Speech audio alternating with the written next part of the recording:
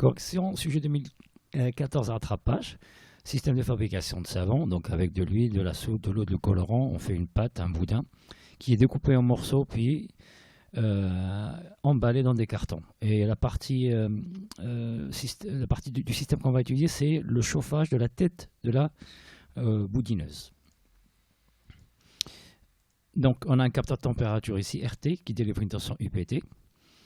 On va obtenir une tension de référence ici, puis on va conditionner le signal pour obtenir une tension proportionnelle à la température, US, qui sera convertie par le pic. On va comparer cette tension-là avec la consigne, UCONS, qui est obtenue avec un potentiomètre et convertie sur l'entrée RA0. La différence des deux va commander donc le chauffage en utilisant la technique donc, de la modulation de largeur d'impulsion grâce à un signal UC carré, mais dont le T1 est variable en fonction de la différence entre US et UCONS. Donc la partie conditionnement, d'abord on vous demande de montrer que US égale US1 moins US2. Comme d'habitude, on va donner l'expression de V plus diviseur de tension. Celle de V moins, c'était une superposition. On simplifie par la résistance, elles ont toutes la même valeur R, sauf R10, mais elles ne rentrent pas dans ces expressions-là. On obtient donc que US égale US1 moins US2.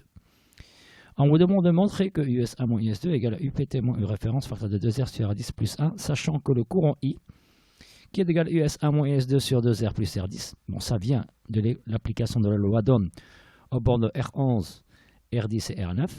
Donc le courant I traverse les trois résistances, elles sont en série, et on a remplacé R11 et R9 par R.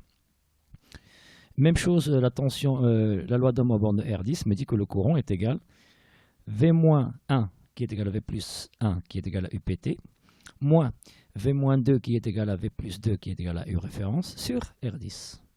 Donc ce n'est pas demandé de le démontrer, mais on va l'utiliser. Il suffit de prendre donc l'égalité ici, multiplier à droite et à gauche par 2R plus R10 et simplifier par R10 pour obtenir le plus 1. Maintenant, le capteur RT nous donne une tension UPT lorsqu'on le fait parcourir par un courant I0 constant, un générateur de courant.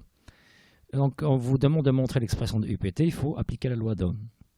UPT égale RT fois I0, puis remplacer RT par son expression RT égale R0 facteur de 1 plus alpha θ et développer les parenthèses.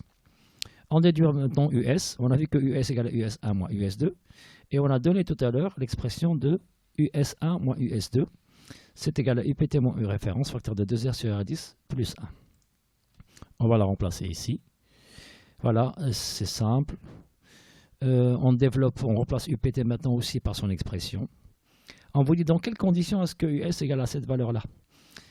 Si je compare avec ce qu'on vient de trouver, il n'y a plus ni R0 I0, ni U référence, ni moins U référence. Ce qui veut dire qu'il faudra que les deux termes soient égaux pour qu'on puisse annuler et garder seulement ceci.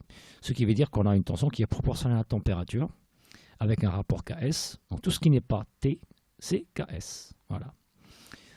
Donc on a sa valeur maintenant de KS en sachant qu'on veut une tension égale à 5 volts pour une température de 100 degrés. Je vais diviser 5 volts par 100, ça donne 0,05 volts par degré Celsius. Pour U référence, la condition c'était ceci. Il faudrait que U référence soit égal à R0 I0. On a la valeur de I0 c'est 1 mA et celle de R0 c'est 1 kg. Ça donne donc 1 volt.